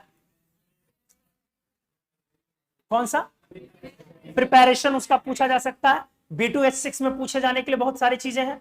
तो इस तरह से हमारा बोरॉन फैमिली यहां पर समाप्त हो गया, कंप्लीट। सर ये H3BO3 partially H3BO3 पार्शियली, हाँ soluble चीजों को हटाना आसान है। ये पॉइंट नहीं है हटाना आसान है, हमें उसका अमाउंट भी तो बढ़ाना है, बोरिक का अमाउंट भी तो बढ़ाना है। तो यदि एक समय में आप NaOH का अमाउंट बहुत ज्यादा करेंगे तो NaOH बेस है ना, आप बोरिक को निकाल ही नहीं पाएंगे, उसको वापस कंज्यूम कर ले, क्योंकि आपने पढ़ा है H3BO3 प्लस NaOH का रिएक्शन होता है, BOH होल 4 माइनस बन जाएगा वापस से। इसीलिए हमें निकालना पड़ेगा किसको, उस रिएक्शन को, जो आप ये कह रहे थे, उस रिएक्शन को फॉरवर्ड करने के लिए हमें किसको निकालना जरूरी है, NaOH को, क्योंकि अगर NaOH ज्यादा अमाउंट में वहां पर बन गया तो वो वापस से बोरिक को ही कंज्यूम कर लेगा, और वो रिएक्शन इजी है। क्लियर हो गया, अच्छे से सीखे आप बोरॉन फैमिली। क्या बोरॉन वाटर से रिएक्ट करता है, बहुत पहले आपको पढ़ाया था, हाँ एलिमेंटल बोरॉन क्या वाटर से रिएक्ट करता है, नॉन मेटल का वाटर से रिएक्शन में हमने आपको पढ़ाया है, बताएं आप एक बार, क्या बोरॉन वाटर से रिएक्शन करता है?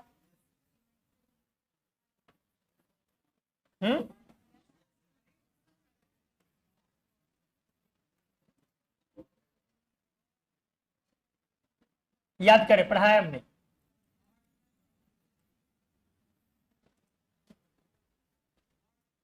जैसे आपने किया हुआ है 8A ग्रुप के एलिमेंट्स का नो रिएक्शन, लेकिन फिर भी वाटर सॉल्युबल, याद है? एक्सेप्ट किसको छोड़ के, हीलियम, जो इस बार नीट एग्जाम में आया भी था। इसलिए सी डाइवर्स को He+O2 का मिक्सचर देते हैं ना हम लोग। वो जो सी डाइवर्स वाला मिक्सचर होता है उसमें क्या क्या होता है, नहीं वो लाइफ सेविंग मिक्सचर, सी डाइवर्स वाले को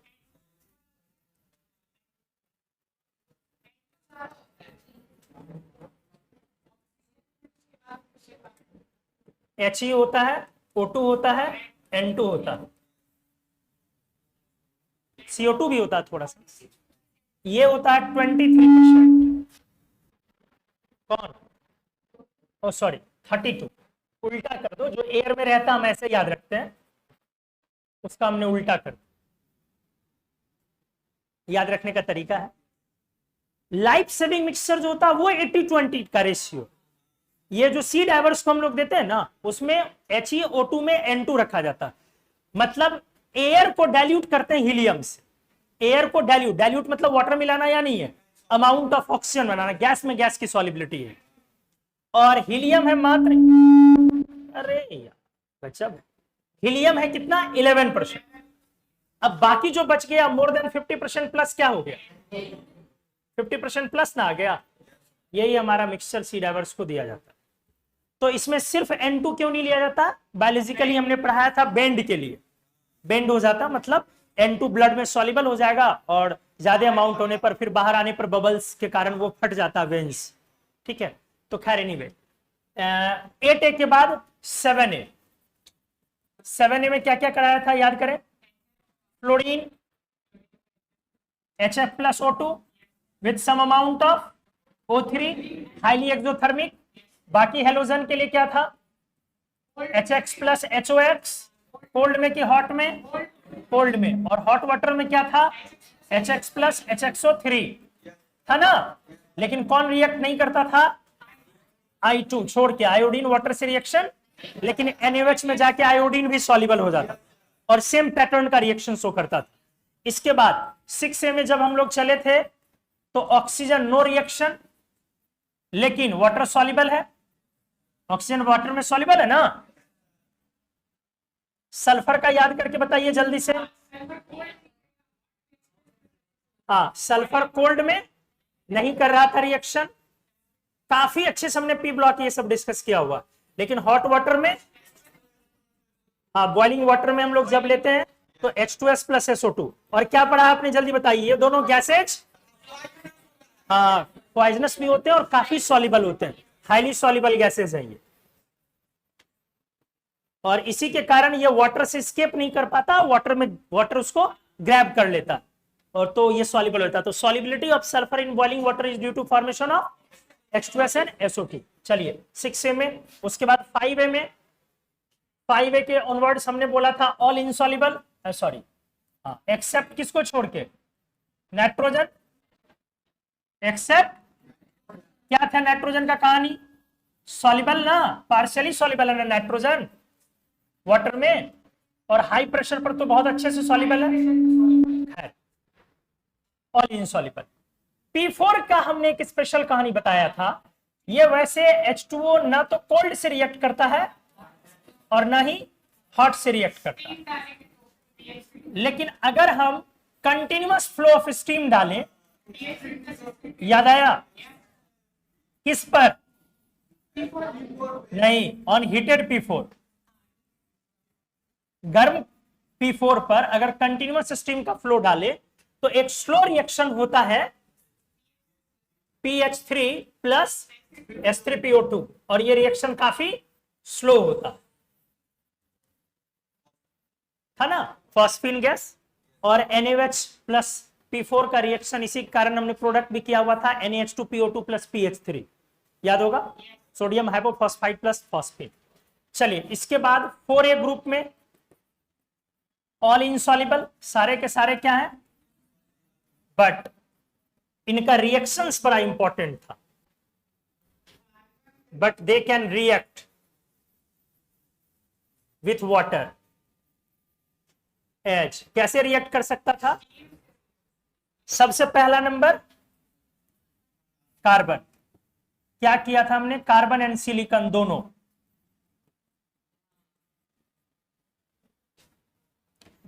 रेड हॉट करने पर स्टीम से रिएक्ट करता था। याद करें आप, जब आप यहां कोल लेते थे,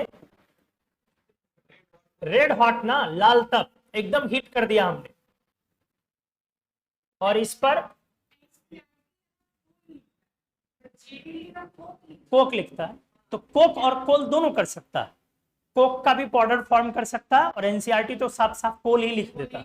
कोल तो बहुत इजी होगा, हमने आपको बताया भी कि चाय बनाने वाले के यहाँ आप जाते हैं तो वो चाय बनाता है, और जिस समय में देखेंगे कि उसका कोयले की भट्टी में जब चाय बनता है तो फिर वो गिरता है, तो उस समय में हमने आपको बोला है कि जो फ्यूम्स आता है वो कौन सा फ्यूम होता है? CO होता है, जो स्मेल में तो अच्छा होता है लेकिन काफी पॉइजनस, काफी हार्मफुल होता। तो आइए क्या बन गया था? CO प्लस H2, ये स्टीम हो गया ना। तो इस तरह से हम लोग कार्बन को वाटर, H2, इस तरह से कार्बन को हम लोग वाटर सॉल्युबल बोलते हैं कि insoluble? Insoluble water gas. Similarly silicon का भी यही पैटर्न था, इसको भी आपने क्या किया? रेड हॉट, और फिर यहां भी स्टीम। अब ये SiO बनेगा या SiO2? SiO2, और हाँ SiO does not exist. SiO बनता है बेसिकली, लेकिन हम लोग बोलते हैं कि नहीं बनता। अब पूछ दिया है तो वो ऐसे होता है छोटो, इसको आप रिड्यूस कर सकते हैं। जैसे SiO2 है ना, तो SiO2 को कार्बन डाल के, कार्बन काफी स्ट्रॉन्ग रिड्यूसिंग एजेंट है, कोक डाल के और काफी हाई टेम्परेचर पर आप इसको रिड्यूस कर सकते हैं। पहले SiO आता है हाँ हाँ हाँ और फिर धीरे धीरे, अरे भाई तू क्यों आवाज कर, पहले क्या आता है SiO आता है और फिर धीरे धीरे आप एक्सेस कार्बन जब आपका रहता है तो उसको वो और ज्यादा रिड्यूस करता है और रिड्यूस करके फाइनली सिलिकॉन में ले आता है। लेकिन ये जो सिलिकॉन आता है वो इम्प्योर सिलिकॉन होता है, काफी इम्प्योर सिलिकॉन, और इसका कोई इस्तेमाल नहीं होता। हम लोग जो सिलिकॉन इस्तेमाल करते हैं वो चिप में इस्तेमाल करते हैं ना, करते हैं ना। और वहां जो सिलिकॉन चाहिए सेमीकंडक्टर के लिए वो अल्ट्रा प्योर सिलिकॉन चाहिए।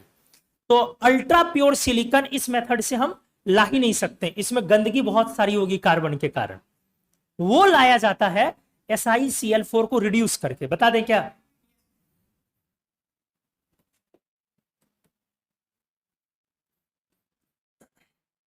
सिलिकॉन इज, चूंकि अब आप पी ब्लॉक पढ़ेंगे तो आपको ये सब फेस करना पड़ेगा। Silicon is prepared in large amount by hydrogen reduction of, by hydrogen reduction, जैसे कार्बन रिडक्शन बोलते हो ना, तो हाइड्रोजन रिडक्शन ऑफ किसका, SiCl4, किसका, या SiHCl3, followed by zone refining. ये मेटलर्जी में आप पढ़ेंगे, रिफाइन करने का एक मेथड है, फॉलोड बाय जोन रिफाइनिंग, ध्यान से। तो ये मेटलर्जी में पढ़ेंगे। अभी देखिए क्या हमने लिखा, पहले सिलिकॉन को बनाइए, कैसे बनाया, लार्ज अमाउंट में हाइड्रोजन रिडक्शन। आराम से इस लाइन को समझिए। क्या आपने हाइड्रोजन चैप्टर कंप्लीट किया तो क्या आपने पढ़ा है कि नहीं कि हाइड्रोजन काफी स्ट्रॉन्ग रिड्यूसिंग एजेंट होता है? तो देखिएगा जरा, SiCl4 को हमारा हाइड्रोजन, बहुत अच्छी चीज बता रहे हैं आपको, ये रिड्यूसिंग एजेंट इसको रिड्यूस करता है, या आप SiHCl3 भी ले सकते हैं, एक ही चीज है, हाइड्रोजन डेरिवेटिव है। तो इससे क्या बन गया आपका सिलिकॉन प्लस HCl, HCl ना बन जाएगा। कौन छोटू, सिलिकॉन +2 में बनाता ही नहीं है ना, अभी तो आपको हम दिखाए ना, अभी दिखाए ना कि ये आप SiO बनता भी है, वो बीच में बनता है काफी हाई टेम्परेचर पर, इसको रिड्यूस करेंगे तो एक बीच में बनेगा, लेकिन वो फिर धीरे धीरे रिड्यूस हो जाएगा किसमें, सिलिकॉन। तो सिलिकॉन का +2 वाला कोई भी स्टेबल कंपाउंड आपको नहीं दिखता, सिलिकॉन का एक जनरल ऑक्सीडेशन स्टेट +4 में ही आपको दिखेगा। ठीक है, चलिए तो आइए, इससे रिडक्शन किया, अब इसको, ये बन गया सिलिकॉन, अब इसको क्या बोला गया, purified bye zone refining. Zone refining एक मेथड है जिससे प्यूरिफिकेशन होता। तो ये तो मेटलर्जी में पढ़ेंगे आप। तो इस तरह से हमारा, ऐसे इस मेथड से जो सिलिकॉन आएगा वो कौन सा सिलिकॉन आएगा, अल्ट्रा प्योर। एग्जाम में, 12th एग्जाम में भी पूछा जाता है, अल्ट्रा प्योर सिलिकॉन किससे लाते हैं, जोन रिफाइनिंग मेथड से पूछा जाता है। तो अल्ट्रा प्योर सिलिकॉन, क्लियर हुआ ये? तो चलिए आइए, तो silicon red hot steam SiO2 + H2, क्या नहीं बना, CO के तरह क्या नहीं यहां बना, क्यों, SiO डज नॉट एग्जिस्ट, क्योंकि CO बनाने के लिए ट्रिपल बॉन्ड चाहिए, तो SiO तभी ना एग्जिस्ट करेगा जब ट्रिपल बॉन्ड बनेगा। लेकिन सिलिकॉन डबल बना ही नहीं सकता, तो ट्रिपल की बात छोड़ दीजिए आप। SiO2 का भी जो स्ट्रक्चर होता है आपको याद है ना, एक सिलिकॉन 4 ऑक्सीजन से, और प्रत्येक ऑक्सीजन 2 सिलिकॉन से, और प्रत्येक सिलिकॉन, ये पॉलीमेरिक स्ट्रक्चर होता है ना, होता ना। खैर चलिए अब अगले पेज में आते हैं हम लोग। यहां पे पहले किसका था रिएक्शन, 4A, हाँ कार्बन सिलिकॉन हो गया। अगर इसी तरीके से टिन लेड की बात की जाए, SnPb, अब याद कीजिए क्या कहानी हो जाएगी। पढ़ा है, जल्दी बताओ।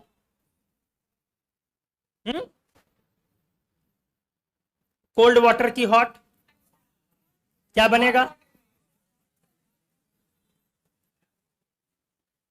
कैसे भूल जाते हैं? अभी भी याद नहीं आया बहुतों को? याद आया तो जल्दी बताओ, क्या थी कहानी?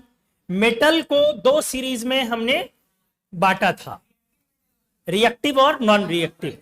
तो इलेक्ट्रोकेमिकल सीरीज में जितने भी नीचे वाले हैं या सारे 4D 5D मेटल्स, ये वाटर से रिएक्शन नहीं करेगा ना। और जो ऊपर वाले मेटल्स हैं कौन कौन थे? All SN P block plus 3D series, किसको छोड़ के? कॉपर, कॉपर ना। ये और इसमें लेंथेनाइड्स भी आते हैं, लेंथेनाइड्स भी आता है ना, क्योंकि लेंथेनाइड्स हाईली रिएक्टिव मेटल है, काफी अच्छे से हमने पढ़ाया हुआ। ये सब वाटर से रिएक्ट करके मेटल का हाइड्रोक्साइड प्लस हाइड्रोजन गैस देगा। अब डिपेंड करता है, ये या तो कोल्ड हो सकता है या डिपेंड किस पे करेगा? इसमें भी रिएक्टिविटी पर। अब याद आया, अगर S ब्लॉक है तो कोल्ड, मैग्नीशियम है तो हॉट, और बेरिलियम है तो नहीं करेगा, नहीं करेगा। याद आया? ठीक है। एल्यूमिनियम है तो हॉट वाटर। तो ये सब, तो यहीं से अब याद करें, जब 3 हमारा आया तो क्या बन जाएगा? ऑक्साइड। तो 3 + 2 का स्टेबल ऑक्साइड बनाएगा या +4 का?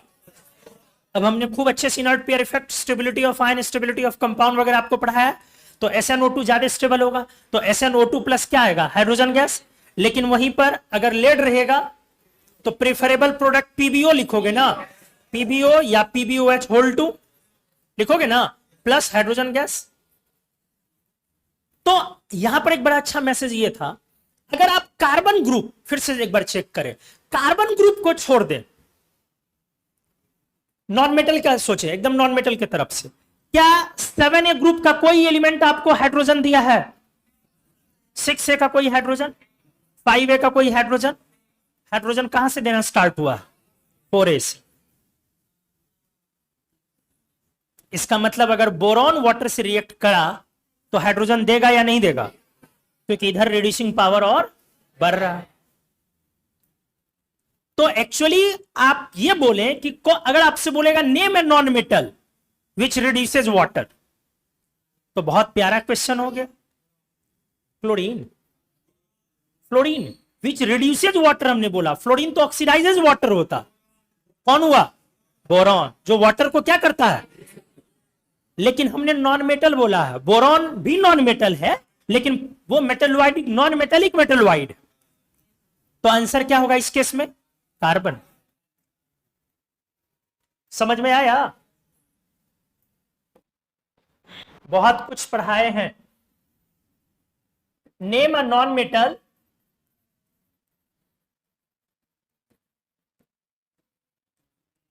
विच रिड्यूसेस वाटर, और अगर हमने दिया बोरॉन, अगर हमने दिया सिलिकॉन, अगर हमने दिया कार्बन, और अगर हमने दिया टीन, तो अगर ओनली वन करेक्ट करना हो तो क्या आंसर करोगे लोग? वेरी गुड, कार्बन, सी। सी ना। लेकिन अगर मोर देन वन करेक्ट करना हो, ए और सी। क्या क्या बोल रहे हो? एक ए और सी की ABC तीनों, ए भी ना और बी भी ना। बोरॉन और सिलिकॉन को क्या कंसीडर करते हैं हम लोग? Non metal. बोरॉन और सिलिकॉन को क्या कंसीडर करते हैं? तो अगर more than one correct choose करना हो तो ए, बी और तीनों। क्या उस केस में डी लेंगे? क्योंकि वो क्या है? तो रिड्यूसिंग पावर जो अपना है दोस्त, वो reducing power left and down है ना। Reducing power left and down है। तो 3A 4A से ज्यादा रिड्यूसिंग पावर किसका है? और 3A से ज्यादा और 2A से ज्यादा। तो जाहिर सी बात है यदि आपका कार्बन और सिलिकॉन रिड्यूस कर रहा है वाटर को तो बोरॉन भी करेगा। तो इसीलिए अब नेक्स्ट नंबर कार्बन वाला नंबर क्या था? 5 था ना, 6। अगर 3A में आ जाए, अब यही टॉपिक खुला था जिसके वजह से पूरा एक बार रिवाइज हम लोगों ने कर लिया। इसीलिए आपसे बार बार ये बात बोलते हैं, आप कुछ नहीं पढ़े, क्लास में आके बैठे भी रहे तब भी सारे क्वेश्चंस बनेंगे, क्योंकि जो चीजें एग्जाम में आएंगी वो इतने दफे रिपीट होगा, इतनी बार रिपीट होगा, वो आपको अल्टीमेटली याद हो जाएगा। वो वाला जो पॉइंट आएगा वो याद हो जाएगा, और जो याद नहीं हुआ वो पक्का नहीं आएगा। समझे? तो मोदी जी से हमारा ईगो थोड़ी ना कम है, उनका अपना ईगो है, हमारा अपना ईगो है। वो हमारे घर नहीं आते तो हम कौन सा उनके घर जाते? नहीं है तो?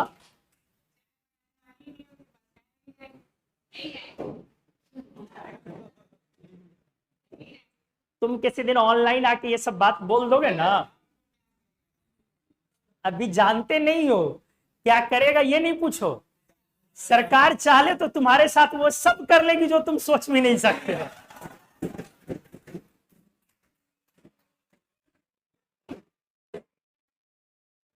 चलो आ जाओ, अब आ जाओ।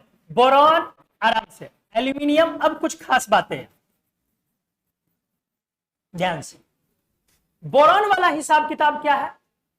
रेड हॉट, नॉर्मल नहीं, तो जाहिर सी बात है पानी पानी नहीं रहेगा, स्टीम हो गया। क्या बना दोस्त? B2O3 प्लस, क्लियर हो गया। अब आइए, एल्यूमिनियम के लिए रेड हॉट करना है कि बस गर्म करना है? बस गर्म करना है। तो एल्यूमिनियम के कंटेनर में, वेसल में पानी को गर्म करके खाना खाना चाहिए या नहीं, या उस पानी को पीना चाहिए या नहीं? सोच समझ के बताइए। बिल्कुल, आपको लगा रिएक्शन करेगा इसलिए नहीं करना चाहिए। कमीनो ये भी तो देखो, जो सब्सटेंस बनेगा वो हमारे लिए कितना फायदेमंद या नुकसान है। तो क्या बना? Al2O3 प्लस, और भाई साहब ये एम्फोटेरिक है, और एम्फोटेरिक होने के कारण आपका एब्डोमिनल पीएच मेंटेन करता है।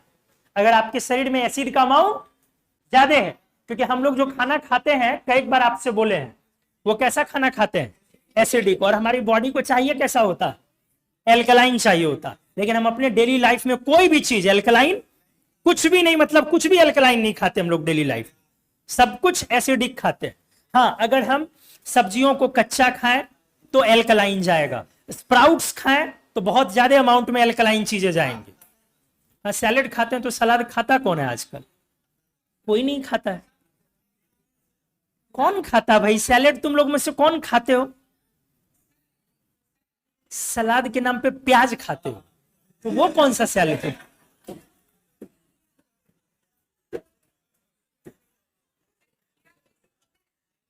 हाँ बिल्कुल होता है। 80 रुपए किलो है खीरा, कौन खाता है भाई? अरे चुप रहो, तुम्हारे मेस में वो वाला खीरा आता है जो सब्जी मंडी में नहीं बिका और सड़क किनारे फेंक दिया गया। स्प्राउट्स खाओ, स्प्राउट्स खाओगे ना तो एल्कलाइन सबसे ज्यादा कंटेंट आपके पेट में पहुंचेगा। स्प्राउट्स ही एक सिंगल उपाय है। अंकुरित चीजें, मूंग खाइए, और सबसे ज्यादा एल्कलाइन चीजें होती हैं, मतलब एल्कलाइन कंटेंट अगर आप लेना चाहते हैं, डेली भी लेना चाहते हैं तो थोड़ा थोड़ा, और बहुत ज्यादा। आपका पेट अभी देखिए, अभी कम एज है तो अभी आप रियलाइज नहीं करते, अभी जो मन में आता है वो लालमोहन का समोसा, जिसका वो गोलगप्पा होता है, ठेला सहित निगल जाते हो।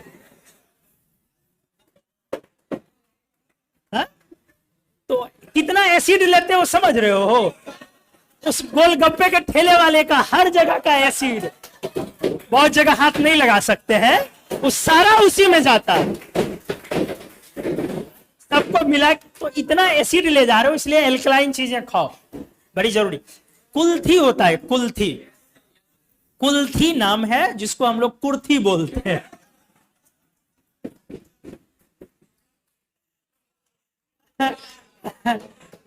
एक दाल होता है, देख देख लो भाई साहब को पता नहीं है, चले हम मोदी जी को चैलेंज करने के लिए। तो आप उसका स्प्राउट अगर बनाइएगा ना, वो 2 चम्मच भी अगर आप खाते हैं ना, आप इमेजिन नहीं करते हैं, कर नहीं सकते हैं कि 15 साल बाद आपका डाइजेशन और आपकी एनर्जी कितनी अच्छी लेवल की हो। अभी आपको ये सब चीजों का फायदा पता नहीं चलेगा। जब आपकी उम्र एक बार 40 पहुंचने को होगी ना, 35 30 35, अब तो अब जो हाल है उसमें 30 35 बोल लो, तुम रोज इंटरनेट पर यही सोचोगे पेट ठंडा रहने के क्या क्या उपाय हैं। नहीं, लोगों का देखते ही चीज, हमें आइडिया है, हम वो इस्तेमाल नहीं करते, हम वैसी चीजें नहीं खाते क्योंकि मेरे पास आइडिया है थोड़ा। लेकिन लोगों को देखोगे तो लोग सबसे ज्यादा परेशान है अपनी पेट की बीमारियों से। किसी भी डॉक्टर के पास जाओ तो सबसे ज्यादा लोग परेशान है पेट की बीमारियों से। और ये सारी बीमारियां शुरू होंगी 30 के बाद। आप लोग की उम्र में तो पिज्जा बर्गर चाउमीन इतना ज्यादा आता। चाउमीन थोड़ी खाते हो तुम लोग यार, जो चाउमीन खाते हो वो सॉस, वो जो सॉस थोड़ी रहता वो, अरे वो सॉस थोड़ी रहता जो खाते हो भैया। कभी देखो उसके बॉटल को पढ़ो, उसमें कितना % टोमेटो है। घर में बनाई हुई टमाटर की चटनी 2 दिन नहीं रहती, 1 दिन नहीं रहती, अब वो 6-6 महीना एक्सपायरी डेट उसका रहता है। अरे तुम पूरा का पूरा प्रिजर्वेटिव पी रहे हो, निकल रहे हो, कैंसरस चीजें हैं। वो जो ऑयल ले रहे हो, पाम ऑयल ले रहे हो, उसको जिसमें बनाया जाता है, बहुत घटिया चीजें वो खा रहे हो जो खाते हो, और उससे ऑक्जेलेट और फॉस्फेट बनता है। जो तुम चाउमीन खाते हो, नूडल्स लेते हो, उससे फॉस्फेट्स और ऑक्जेलेट बनता है, और फॉस्फेट्स हाईली इंसॉल्युबल होते हैं, ऑक्जेलेट्स हाईली इंसॉल्युबल होते हैं। इसी को बोला जाता है पथरी।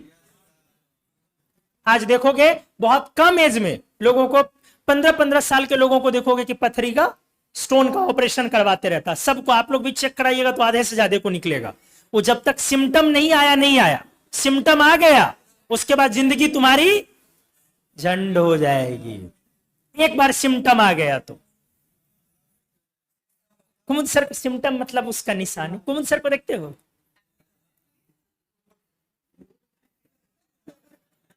सर का भी निकाला गया। सर भी बहुत मैगी पसंद करते हैं। हाँ, सर आए, सर कुछ बोले कि भूख लगी तो बोलो सर मैगी बनवा दे, देखना सर के चेहरे पे स्माइल आ जाएगी। सर 2 मिनट वाली मैगी नहीं खाते हैं, सर आधे घंटे वाली मैगी खाते हैं, और बहुत अच्छी मैगी बनाते भी है, तुम लोगों को पता नहीं है, लेकिन खुद के लिए, और किसी को नहीं खिलाते हैं। तो नहीं, खाने पीने की चीजों में आप एसिडिक चीजों का इस्तेमाल कम करें, वरना आगे जिंदगी आपकी बहुत कष्टमय होने वाली है। आप लीवर और किडनी के प्रॉब्लम से सब दिन सफर करेंगे। एक छोटी सी आदत आपके लाइफ को बहुत इजी कर सकता है, आपके डाइजेशन को बहुत इजी कर सकता है। अक्सर इंसानों की एक फितरत होती है क्या, हम लोग जो चीज लोग जब तक झेलते नहीं है ना, तब तक हम उसके बारे में अलर्टनेस नहीं लाते। ये हम लोगों की प्रॉब्लम है। जब झेल लो तो अलर्टनेस आता, उसी दिन से आ जाएगा, और जब तक नहीं झेलो तब तक अलर्ट होते ही नहीं। लेकिन एक एजुकेटेड और नॉन एजुकेटेड आदमी में यही डिफरेंस होता है। अगर आपके पास एजुकेशन है तो किसी भी चीज की सावधानी पहले से बरतिए। स्प्राउट्स की आदत डालिए, चाहे वो खाने में अच्छा लगे या ना लगे। अंकुरित चीजों, इनकी आदत डालिए आप, उसमें नींबू निचोड़ के डालिए, नमक डाल के खाइए, और अगर हो सके तो कुल्थी वाली चीजें खाइए, मूंग वाली चीजें खाइए रेदर देन चना, वो काफी ज्यादा फायदेमंद। बहुत सारी चीजें हैं लेकिन उतना नहीं कर सकते आप, एक मिनिमम अपने आदत में डाल सकते हैं। बॉडी को क्या देने के लिए? एल्कलाइन चीजें। आप देखते हैं पानी वाला सब आजकल जो बेचता है मशीन, आरओ मशीन, वो आपके कैसे इमोशन के साथ खेलता है। एल्कलाइन वाटर वाला मेरा प्यूरिफायर, भैया तुम एल्कलाइन वाटर कैसे प्रोड्यूस कर दोगे? मजाक चल रहा है क्या? मजाक चल रहा है क्या? एल्कलाइन वाटर प्रोड्यूस कर दोगे, और प्रोड्यूस करोगे भी तो क्या करोगे तुम? उसमें एक सेगमेंट तैयार कर दोगे, लगा दोगे एक फिल्टर एक्स्ट्रा, उसमें क्या करोगे? कोई बेस या AlOH डाल दोगे, जो पानी के साथ थोड़ा थोड़ा अमाउंट में तुम्हारे पानी में आते रहेगा। तो लोग इन चीजों से खेलते हैं, आगे जाकर के ये सब बहुत बड़ा बिजनेस है। अभी से आदत डालिए, और वाकई हम आपकी फिक्र करते हैं, इसीलिए आपको ये बात बोलते हैं, क्योंकि आप सबों से हम बहुत ज्यादा प्यार करते हैं। लव यू टू तो बोल दे। हाँ, थैंक यू। चला जा। ये Al2O3 जो हुआ, ये एम्फोटेरिक है और ये हमारे लिए बहुत फायदेमंद है। आप डाइजीन वगैरह लेते हैं इंडाइजेशन में, जेल्यूसिल डाइजीन बहुत सारा चीज लेते हैं, तो आप उसके टैबलेट को गौर से देखेंगे, उसमें पीछे में लिखा रहेगा AlOH3 + MgO। मतलब आपको जब एसिड बढ़ गया है तो आपको बेस दिया जा रहा है। तो AlOH3 क्यों दिया गया है कि ये एम्फोटेरिक है, काफी वीक बेस है, वीक बेस है। अगर स्ट्रॉन्ग बेस NaOH डाल दिया तो क्या होगा, सब डिसॉल्व कर देगा अंदर ही। अब आइए एक खास चीज, गैलियम और इंडियम, ध्यान से, गर्म पानी से रिएक्ट करेगा। इसकी एक खासियत है, ये तब तक वाटर से रिएक्ट नहीं करता है रिएक्शन जब तक कि वाटर में हम एक्सेस ऑक्सीजन बाहर से न डालें। समझ में आया? पहली बात तो हॉट वाटर से रिएक्ट करेगा, दूसरी बात तब तक रिएक्ट नहीं करेगा जब तक बाहर से हम एक्सेस ऑक्सीजन न डालें। तो ये क्वेश्चन पूछा हुआ आपकी जेईई मेन का कि इनमें से कौन सा मेटल तब तक वाटर से रिएक्शन नहीं करेगा जब तक कि हम एक्सेस ऑक्सीजन ना दे। क्लियर हो गया? Do not react with water unless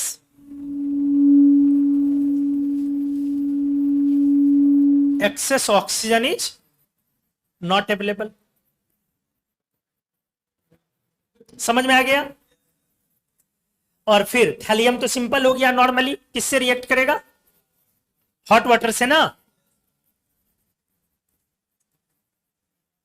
इसका मतलब है कि गैलियम वाले केस में आप क्या करेंगे, यहां पे फिर से एक बार लिख दे रहे हैं, GaH2O O2 गर्म किया तो Ga2O3+, आ गया समझ में अच्छे से। इस तरह से हमारा P ब्लॉक का एक और एरिया समाप्त हो गया। नेक्स्ट क्लास में हम लोग वापस अपने नाइट्रोजन फैमिली या P ब्लॉक के दूसरे एरिया की तरफ स्ट्रक्चर के थ्रू मूव कर जाएंगे। स्ट्रक्चर्स जहां तक दे दिया गया है वहां तक एक बार अच्छे से सॉल्व कर जाइए, अगले क्लास में हम लोग फिर से स्ट्रक्चर्स की तरफ जाएंगे। क्लियर हो गया? और आपके पास एक होमवर्क आपका क्या मिल गया अब आपके अगले क्लास के लिए, P ब्लॉक 11th की NCERT की आपको पढ़ के आ जाना है अच्छे से, और उसका NCERT डिस्कशन नहीं होएगा। क्यों नहीं होगा? क्योंकि लाइन बाय लाइन उसका सब कुछ पढ़ाया जा चुका है। अब पढ़ेंगे, आपको जरूरत ही महसूस नहीं होगी, होगी तो हम है ना। ठीक है, किस किस चीज को इग्नोर करना है वो आप करके आएंगे तो हम बता देंगे। हाँ, सिलिकॉन्स पर थोड़ा काम करना, सिलिकॉन्स पर थोड़ा काम करना है, स्पेशली उसके लिए। अच्छा, उसके लिए अलग से नोट्स दे देंगे। ऑर्थो और पैरा वाला, हाइड्रोजन वाला, वो हम भूल जा रहे हैं, टाइम लगेगा, डिस्कस कर लेंगे, वो आपको एक नोट्स पहले देंगे।